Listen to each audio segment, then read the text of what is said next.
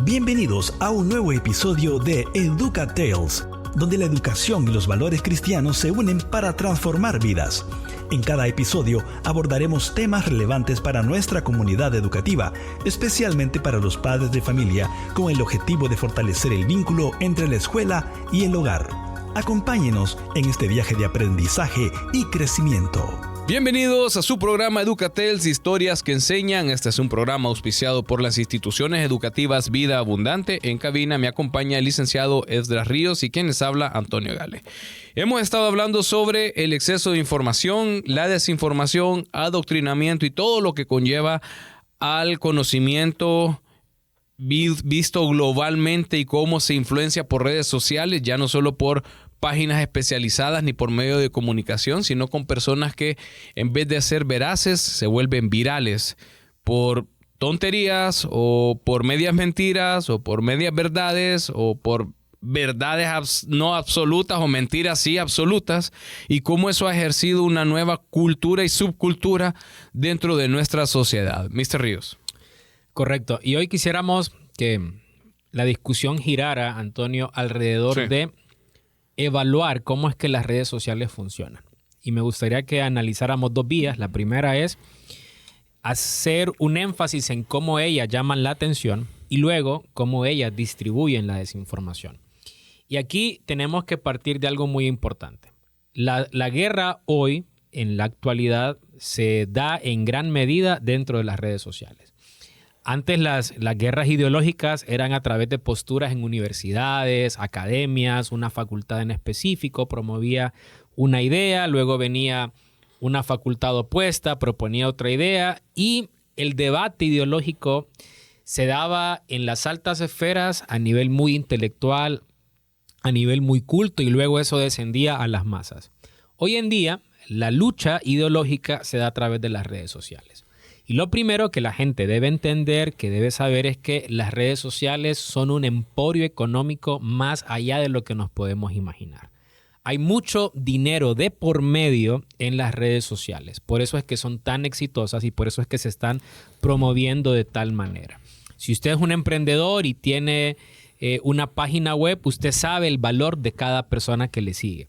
Si una persona nos está escuchando que tiene algún emprendimiento en redes sociales, sabe el costo que lleva a poder captar cierta población para que acceda a la información de su servicio o de su producto.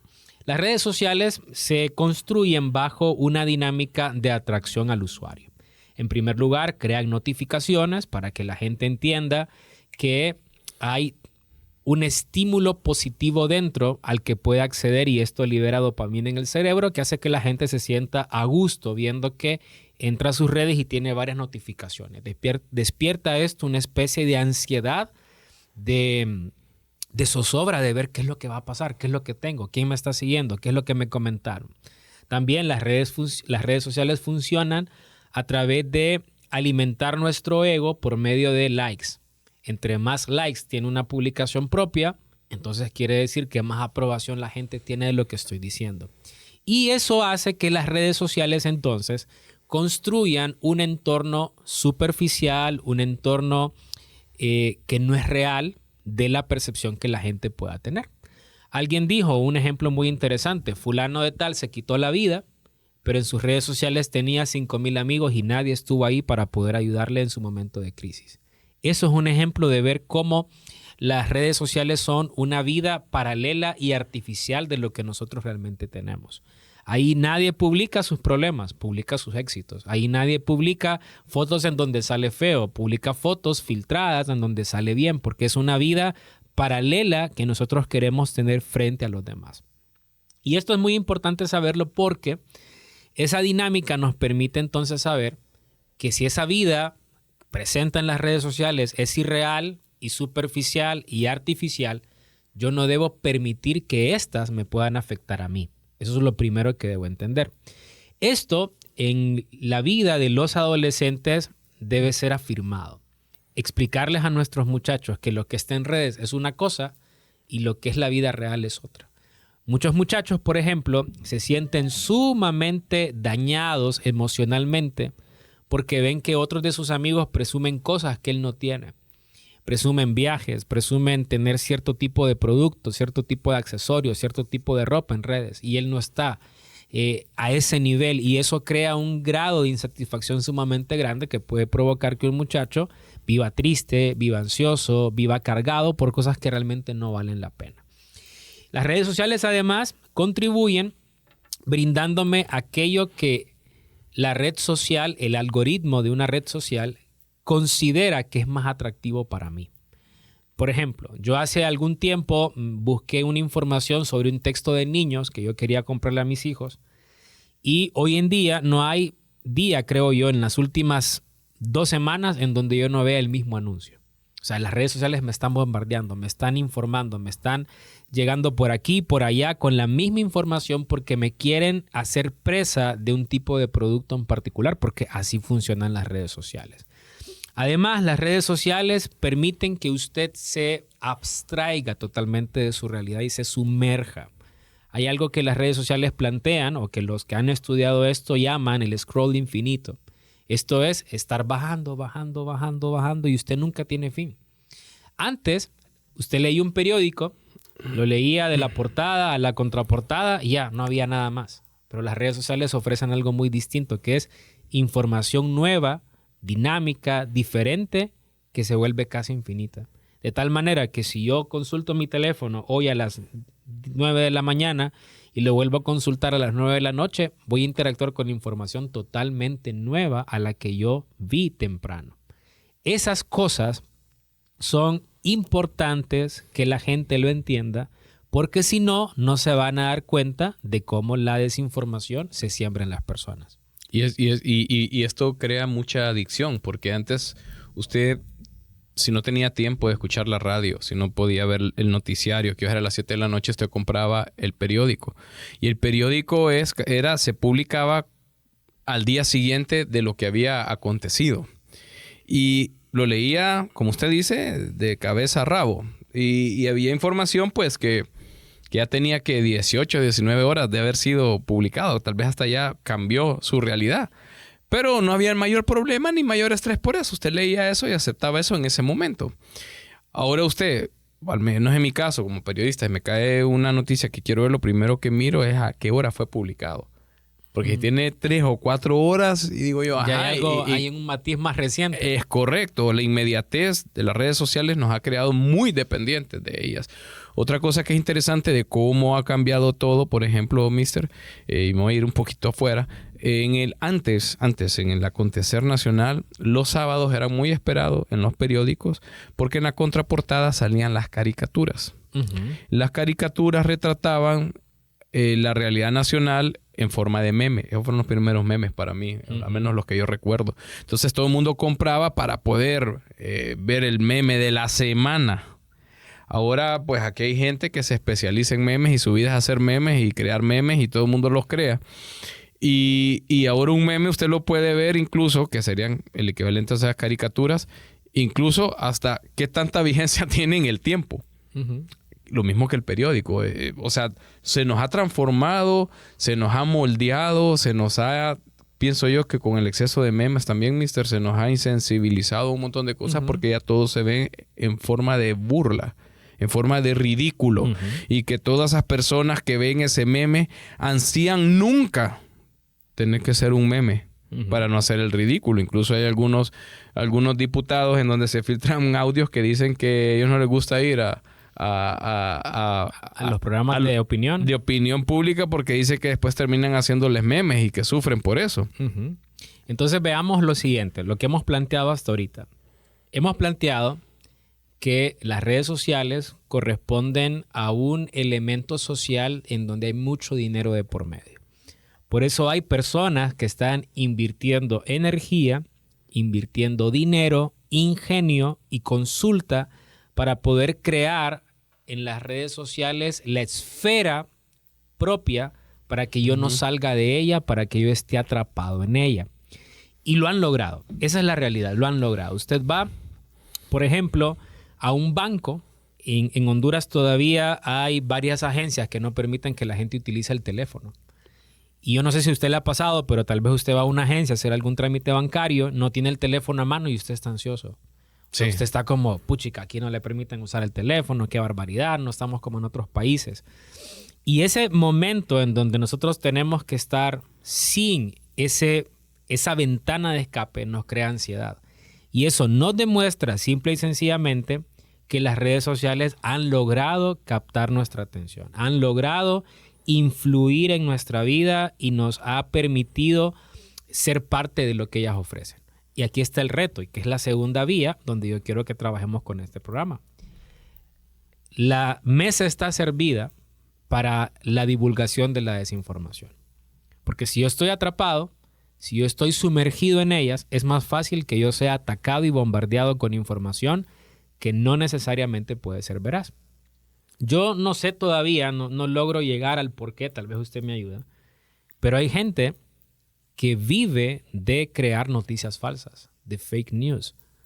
Y lo hacen de temas tan complejos como asuntos políticos, pero temas tan tontos como, por ejemplo, que una tuerca no debe ir en determinado carro. No me termino de responder por qué hay gente haciendo esto. El problema no solo es que hay gente creando información para provocar indignación, miedo, confusión, sino que el problema es que hay gente que lo está creyendo. Y hay gente que está entrando en pánico ante mucha desinformación. En el momento en que estamos grabando el programa, nosotros estamos a las puertas de un gran huracán que está a punto de llegar a Florida. Y hay mucha gente que está en un momento de su vida donde tienen que tomar una decisión. O me voy con todo lo que tengo o me quedo porque no termino de creer. Lamentablemente, muchas de las informaciones que apuntan a tragedias son falsas o son sobredimensionadas. Sí. Y es ahí donde nosotros nos quedamos con las manos cruzadas porque no sabemos qué creer. Si creo esto o no lo creo. Lo mismo pasó con el COVID. ¿Se acuerda usted el gran debate que hubo en torno a las vacunas? Sí. Si me vacuno o no. ¿Lo deben hacer las mujeres? Mi esposa estaba embarazada en época de COVID y fue una pregunta que nos planteamos. ¿Se debe vacunar ella como una mujer embarazada o no? Y uno veía la información y veía los bandos y honestamente creó confusión al entorno del hogar, al entorno de la familia. Entonces, estamos atrapados y estamos bombardeados con gente que nos está desinformando. Y mire qué importante es esto de la desinformación. Le voy a hacer un ejemplo grande con un problema que está pasando ahorita con un rapero llamado Puff Daddy, Puff Diddy, lo que sea.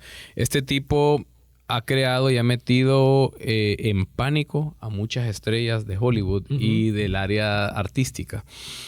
Entonces ellos vieron que hubo una vinculación con una cantante que se llama Beyoncé y ella en un día perdió 5 millones de seguidores. En un día. O sea, no sé cuántos tendrá, ¿verdad? Pero 5 millones. Y esto creó, lo que usted estaba diciendo, un pánico tal entre las personas, entre las personas que pudieran estar en la lista y que se anda especulando que estas personas de estas listas están investigando las autoridades que aparentemente están desembolsando dinero a los influencers, no para que hablen de ellos, sino para que no hablen nada de ellos. Para que no los mencionen. Es correcto. Entonces ahí comienza una cadena de desinformación y manipulación. Porque ¿qué tanto poder? Ahí es donde yo miro en mi interior, digo yo, ¿qué tanto poder pueden tener un influencer? No lo están haciendo con las cadenas noticiosas, que no sé si están alineados con ellos o no. Lo están haciendo con los influencers, porque ellos saben que la masa crítica de jóvenes y de personas que lo siguen y que son vulnerables en su mente para ser manipulados, siguen influencers, no agencias noticiosas. Hace algunos años, usted probablemente lo sabe, hubo un escándalo en México, porque varios influencers estaban apoyando a determinado candidato previo a unas elecciones. Y después se dio cuenta, después salieron a la luz pública los recibos, los cheques que recibieron los influencers.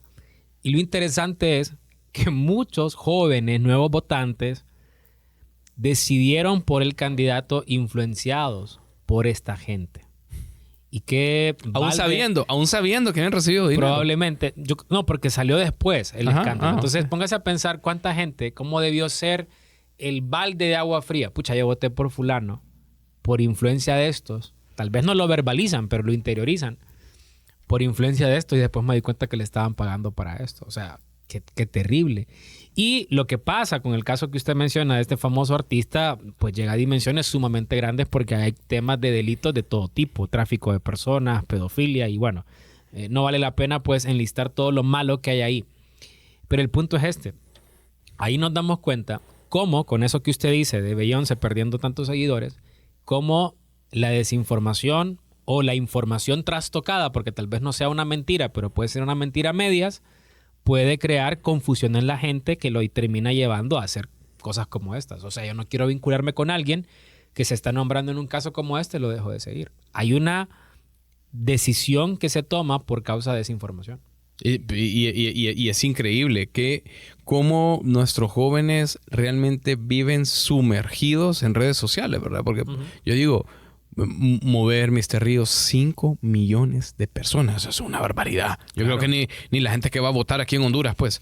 5 millones de personas quitando su apoyo en una red social, algo que tal vez yo no lo termino de entender, y la importancia para el famoso. Y el impacto económico que repercute en sus contratos, en no tener tantos seguidores. Exactamente. Entonces, y tener que pagar terceros, tercerizar esa opinión. Muchachos que también se venden tan fácil y estos otros jóvenes siguiendo a esta gente que no tiene principios, que no tiene conocimiento. Hay un famoso, de los famosos youtubers latinoamericanos que tuvo su boom hace algunos años, no sé si usted lo conoció o lo escuchó, se llamaba Whatever Tomorrow. Era el personaje que él tenía.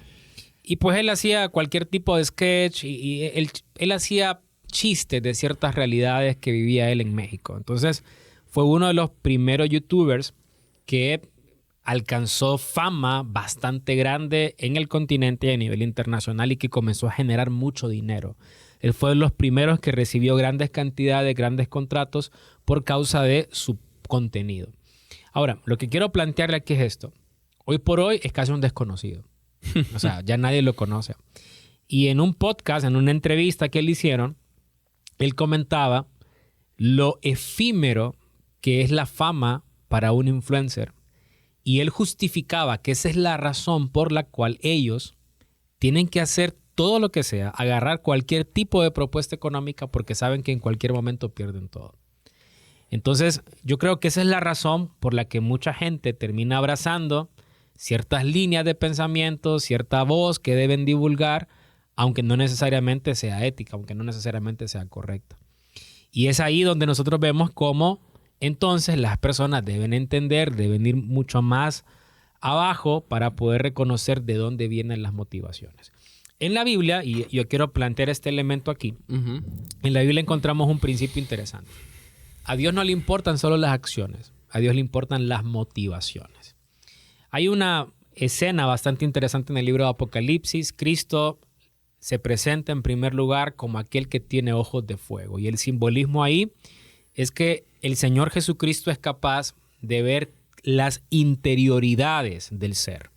Yo a usted le conozco, tengo un concepto de usted, pero yo no conozco su corazón y podemos decir lo mismo a la inversa. Usted puede tener un concepto de mí por lo que convivimos aquí en el trabajo, pero usted no conoce aquello que me mueve a actuar de determinadas maneras.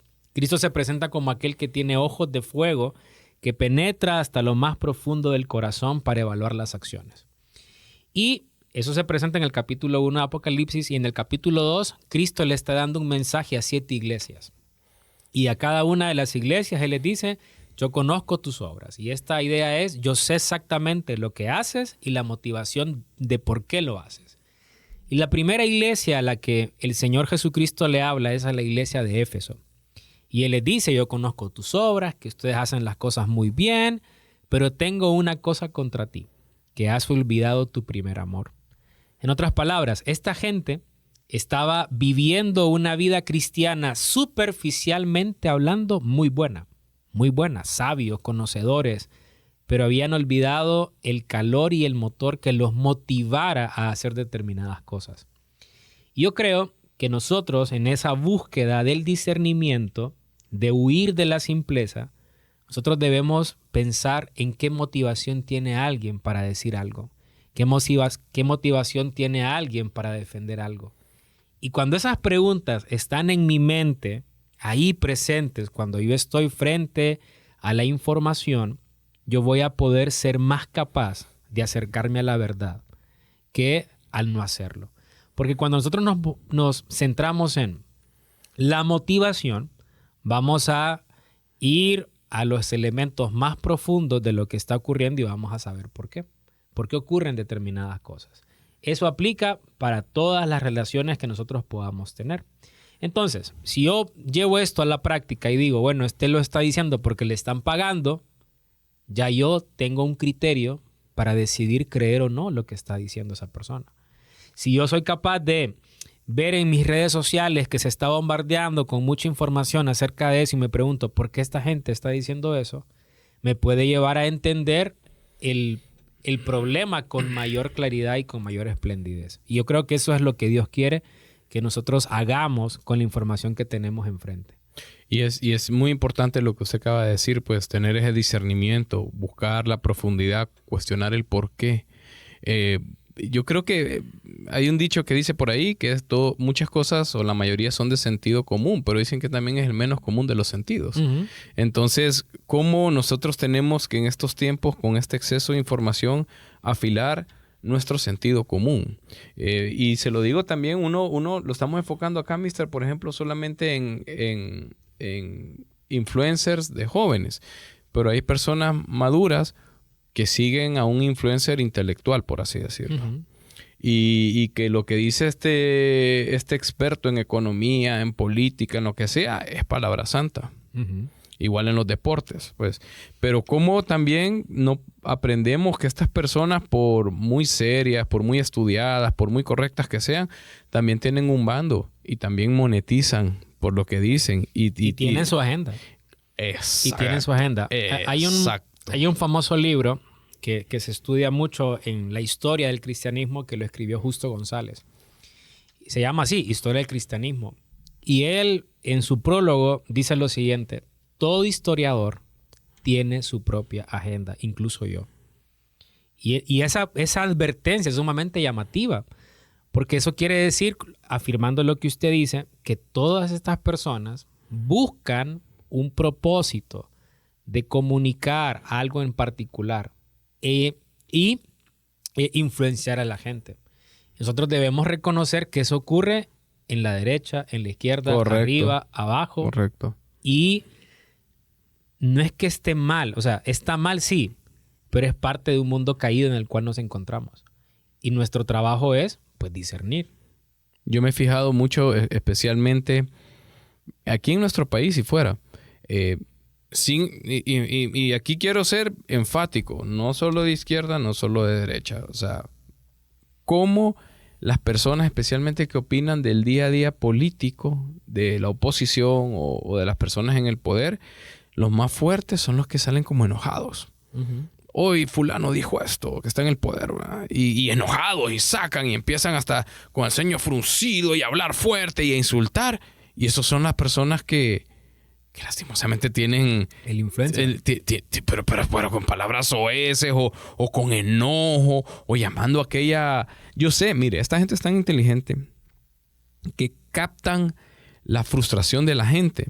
Entonces dicen que ellos dicen lo que otros no se atreven a decir.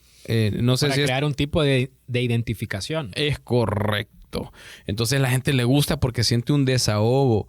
Pero mire, hoy esta persona enojada y que dice esto, le da un desahogo a usted y usted se va ciegamente a la vertiente de esta persona. Luego a la persona con que usted va a tener que buscar otro influencer que haga lo mismo con esa otra persona que no salió como el influencer anterior le había dicho. Y es un círculo vicioso. No va a tener fin. Porque no nos podemos manejar por influencias de personas que piensan de una manera agendada o de una manera dirigida para poder monetizar, para poder hacer dinero.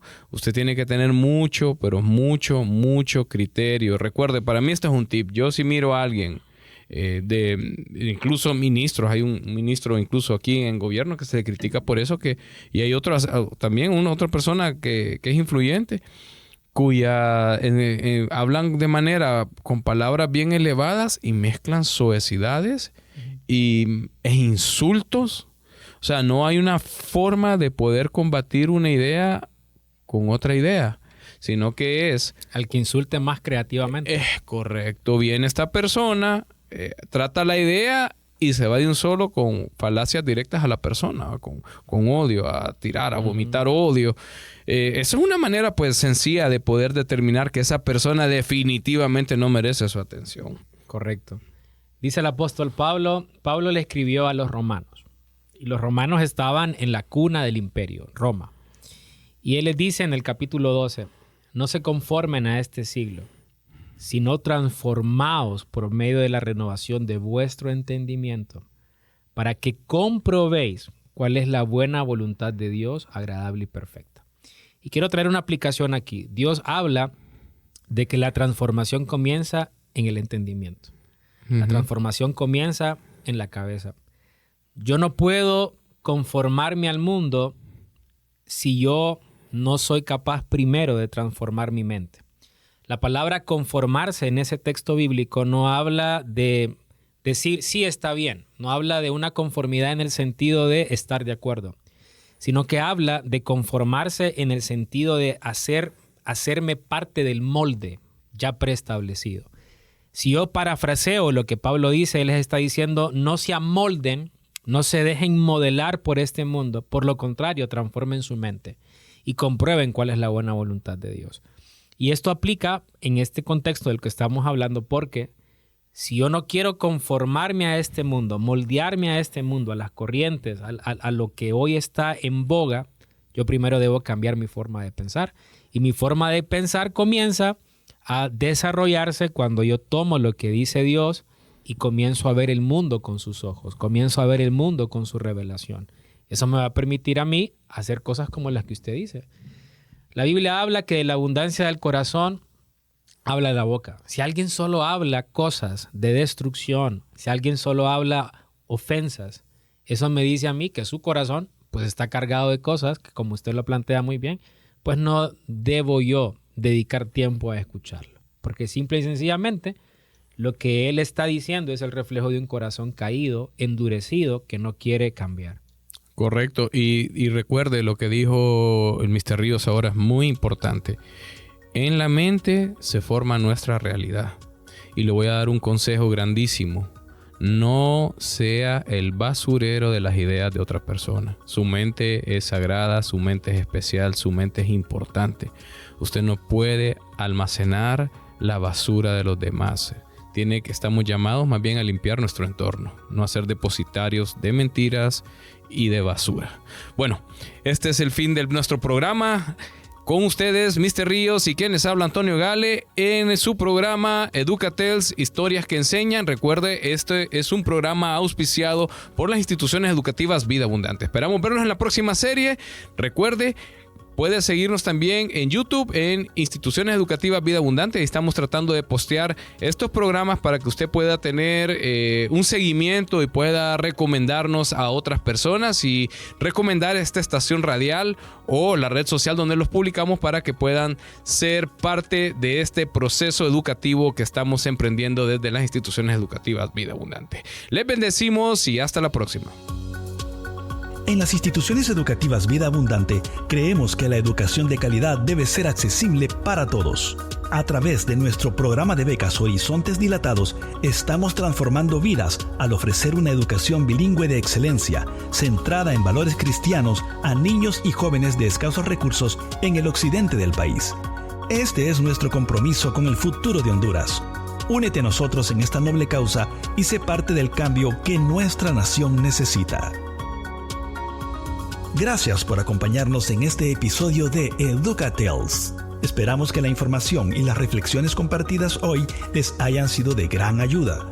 No olviden seguirnos en nuestras redes sociales y visitar nuestra página web en www.vidaabundante.edu.hn para estar al tanto de todas nuestras actividades y novedades. Queremos escuchar sus comentarios y sugerencias. Hasta la próxima y que Dios les bendiga.